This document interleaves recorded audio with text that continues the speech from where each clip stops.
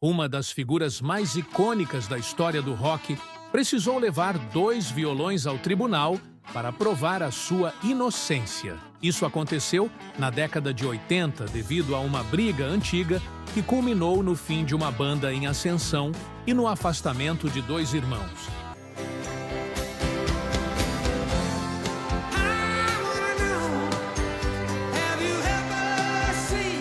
Parece bizarro, mas esse astro que embalou momentos marcantes na vida de seus fãs precisou provar que não plagiou sua própria canção. Embora a inimizade contra o empresário da banda tenha sido importante para a desintegração, isso não foi um dos principais motivos para o fim prematuro. A união de 2 irmãos e 2 amigos de escola culminou em uma das maiores bandas de rock da década de 60, que inspirou outros a iniciar no movimento rebelde que tomava a cena na época. Mas, como nem tudo é um mar de rosas, esses amigos não souberam lidar com o sucesso e acabaram em brigas que culminaram no fim da banda.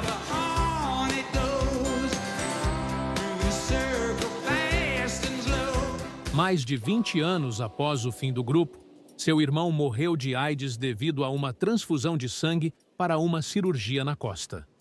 Aos 48 anos, sem trocar nenhuma palavra, os laços de sangue deram lugar a muito ressentimento. O músico nem lembrava quando tinha sido a última vez que falou com ele. As mágoas que arruinaram o grupo acabaram destruindo uma família. Por esse sentimento, os 4 amigos nunca mais se reuniram. Tudo isso porque eles ficaram a favor do empresário e contra seu amigo. Um dos momentos mais difíceis para esse músico foi ouvir do seu irmão que o empresário que o apunhalou era seu melhor amigo. Isso sem falar em seus 2 melhores amigos, que também ficaram a favor do empresário da banda e preferiram cortar contato. Durante a carreira musical e com o amadurecimento das pessoas, às vezes uma opção ruim ou palavras mal colocadas podem acabar com toda uma história. Ao terminar a banda, desacreditado resolveu começar a carreira solo, mas creditava as músicas a uma banda que só tinha ele como integrante.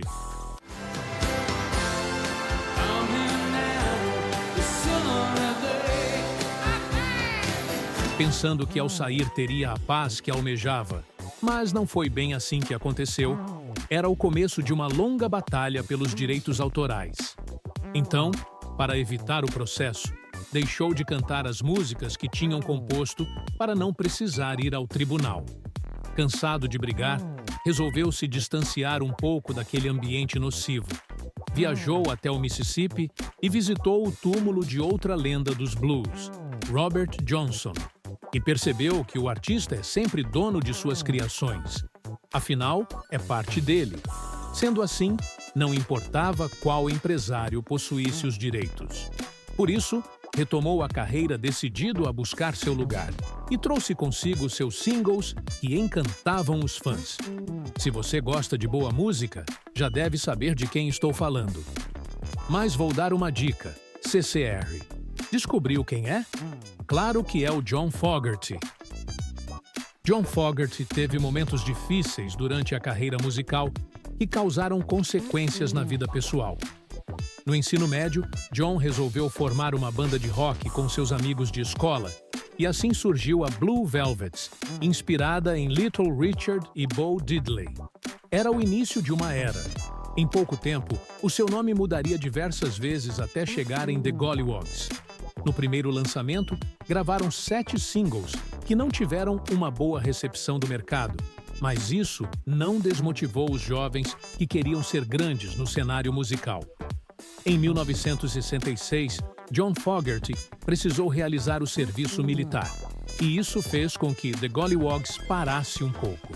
Após isso, os amigos resolveram que era hora de mudar e investir pesado na carreira. Então mudaram o nome da banda para Creedence Clearwater Revival. Além disso, John assumiu os vocais. Com o primeiro álbum, chamado Homônimo, lançado após reformulação, veio Suzy Q, que alcançou a 11ª posição nas paradas de sucesso norte-americanas.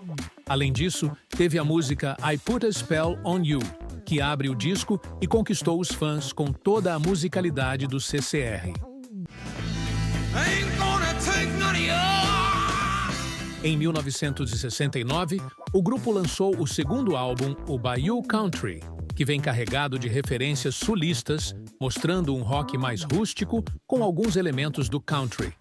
Com clássicos que embalaram momentos marcantes na vida dos fãs, como Born on the Bayou Born on the bayou. e Proud Mary. Proud Mary, keep on going. Rolling. Fogerty era o compositor da banda, vocalista e guitarrista, e com seu temperamento forte e a disciplina, fazia ensaios frequentes e não permitia que seus amigos estivessem sob efeito de alucinógenos durante as suas apresentações. Isso começou a causar muitas brigas internas, pois alguns consideravam a postura e domínio de John excessiva. Por isso, Tom, o irmão de Fogerty, deixou a banda em 1971. Para manter o grupo unido, foi decidido que cada um iria criar 3 músicas para o álbum e ter o mesmo tempo para cantar nas músicas. Em abril de 1972, foi lançado o último álbum da banda, o Mardi Gras. Ele recebeu críticas ruins, entretanto, alcançou o disco de ouro. Após isso, o grupo se desfez e John Fogerty resolveu seguir carreira solo, mas acreditava suas músicas na banda The Blue Ridge Rangers, onde ele era o único integrante. John ficou desanimado, pois o que ele tinha planejado não saiu como o esperado, apesar de You Don't Owe Me, faixa do álbum, ter sido um pequeno sucesso no Canadá. I said, no, no, you don't know me. John Cameron Fogerty sempre sonhou em se tornar um astro da música. Ele nasceu em Berkeley, Califórnia, em 28 de maio de 1945. O terceiro filho de 5 irmãos, desde cedo, o pequeno John precisou aprender a lidar com os desafios. Quando estudou na escola católica, School of the Madeleine, precisou lidar com um sistema rígido que sofreu com a adaptação.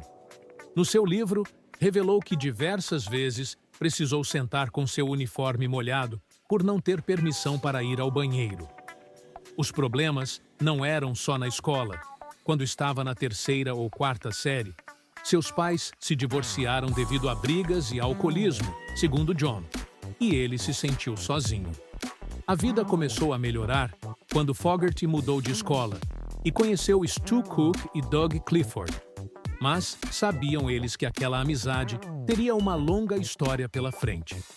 Com a banda formada, John, Tom, Stu e Doug começaram a utilizar uma sonoridade mais ao estilo sulista, embora o grupo fosse originalmente da Califórnia. A exemplo disso, podemos relevar as músicas Born on the Bayou Born on the bayou. e Green River. If I was fast cross, give it cross Green River. Essa última é uma homenagem ao lugar onde John passava as férias de verão. E não devemos esquecer do Fortunate Son, um dos maiores sucessos do CCR, que fala sobre os ricos não lutarem na Guerra do Vietnã. A dissolução da banda foi o começo de uma época sombria para Fogerty, que passou por uma longa batalha judicial com sua antiga gravadora, a Fantasy Records, e seu ex-chefe, Saul Zaentz. Essa disputa fez com que John passasse por bloqueios criativos que o impediam de criar novos singles, além de recusar tocar as músicas do CCR em suas apresentações. Com a carreira solo a todo vapor, Fogerty, em 1985, foi alvo de um processo judicial por plagiar sua própria música. Nesse ano, lançou o álbum Centerfield, o disco de maior sucesso de sua carreira solo. Era sempre tocado no início dos jogos de beisebol, tornando um sucesso e muito marcante para a época. A canção que deu origem a isso foi a Run Through the Jungle, dos tempos de Creedence, e a The Old Man Down the Road. Isso propiciou até uma alteração na Lei de Direitos Autorais, anos mais tarde, sobre o compositor ser acusado de plágio em suas próprias criações. No single Run Through the Jungle, ele compôs ainda no CCR, mas quem detinha os direitos sobre a música era Saul Zaentz. dono da gravadora Fantasy Records. O caso ganhou os holofotes da mídia e tomou os noticiários da época que só falavam nesse processo. Para provar a sua inocência, John chegou a levar o violão e a guitarra para o tribunal e tocar os trechos das duas músicas. O objetivo era mostrar como os compositores podem ter estilos diferentes para mostrar sua arte, e que isso pode soar semelhante em alguns casos. Então, em 1993, Fogerty ganhou a batalha, e assim poder seguir a carreira sem a preocupação que rondou por muito tempo. A corte americana determinou que houve má-fé por parte de Saul Zaentz ao mover a ação. Entretanto, Fogerty precisou mudar a letra de uma de suas músicas onde fazia referência ao empresário. Estamos falando da Zans Can't Dance. O single trazia ataques a Saul Zaentz, com quem John se desentendeu no passado. Por isso, passou a se chamar Vans Can't Dance. Além disso, casos semelhantes passaram a ser negados logo no início na justiça americana. Isso contribuiu para minimizar as brechas que a lei de direitos autorais americanos possuía. Depois de todo esse transtorno, John Fogerty se reconciliou com o passado e adicionou os clássicos do CCR em seus shows, e isso foi bem comemorado pelos fãs. No início dos anos 90, seu irmão e ex-integrante da banda morreu, vítima de tuberculose e insuficiência respiratória, agravadas pelo vírus da AIDS aos 48 anos. Ele foi contaminado por transfusões de sangue que precisou durante uma cirurgia de uma doença que afeta as costas. Mesmo no seu leito de morte, os dois irmãos não se falaram. Anos depois, Fogerty revelou que foi um duro golpe quando seu irmão ficou do lado da gravadora na disputa pelos royalties.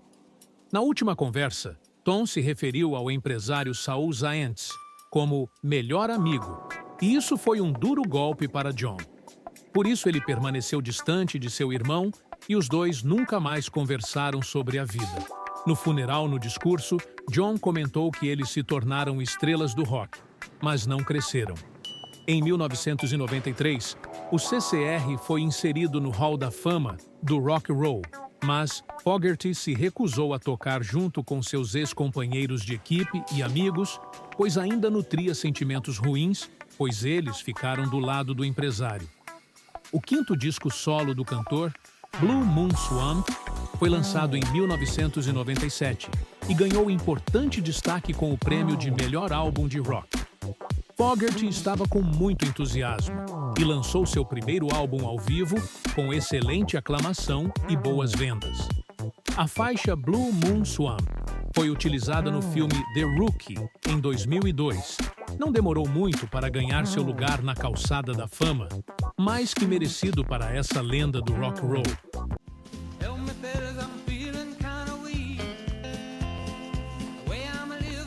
No início de 2020, durante a quarentena, John Fogerty começou a lançar vídeos com seus filhos de cover, como fez no início da carreira. E assim, animou seus fãs com performances bem elaboradas e com todo o talento de John. Em janeiro de 2023, anunciou em seu Twitter que detinha os direitos globais do CCR após uma batalha judicial de 50 anos. John Fogerty marcou época com maravilhosos singles que embalaram festas e momentos de seus fãs. Enfrentou uma longa batalha judicial por 50 anos para ter os direitos reconhecidos por suas obras. Infelizmente, a CCR acabou prematuramente com apenas 7 discos lendários em 5 anos. Mas Fogerty realizou uma excelente carreira solo e forjou singles maravilhosos. A briga com seu irmão e integrantes da banda trouxe muita mágoa para esse ícone, que preferiu se manter afastado. Mas, apesar de tudo, nunca desistiu dos seus sonhos e seguiu firme e forte na carreira, pois queria se tornar uma lenda da música e alcançou com muito mérito.